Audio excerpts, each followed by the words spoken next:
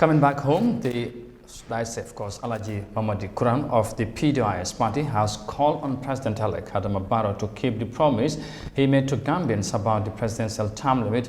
Although President-elect Adama Barrow renewed his commitment to instituting a new constitution with a presidential term limit before the end of his mandate, some Gambians still doubted the president's promise.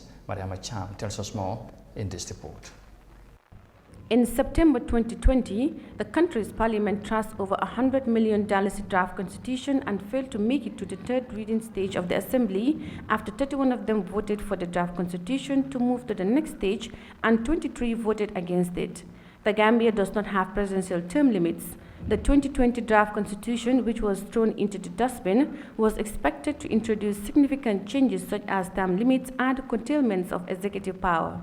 The draft would have strictly limited the presidential length of Barrow's presidency, especially as a transitional clause stated that the incumbent's current term would count towards their two-term limit. However, the president-elect promises another constitution which will include a presidential term limit and an absolute majority of system of winning. Alhaji Kurang of DOIS says the immediate priority should be given to the term limit as a promise by the president-elect.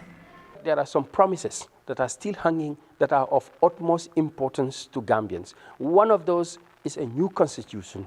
The people want a new constitution. Not just to say because you are the president, you control the parliament, you want to bring down any constitution on the people. The people want a term limit. The people want a term limit. And the term limit all around the world is 10 years. Adama Barrow is no exception. People want you to step down after 10 years. Right? So if you say term limit is 10 years and you want to rule for 15 years, then what are you telling the children?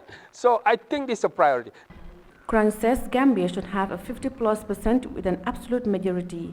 Kurang adds that the president-elect must behave as president to all Gambians and not to a particular group. Absolute majority, 50+1 in the new constitution. That is what we want. We don't want a minority government. That is possible. You can say, oh, but I get 53%. Fine, but give us our 50+1.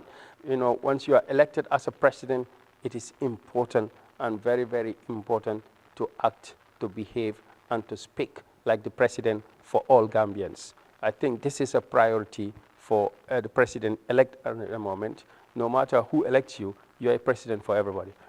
President-elect Adama Barrow's promise, if anything to go by, Gambians will have another constitution with a lot of funding to be pumped into it.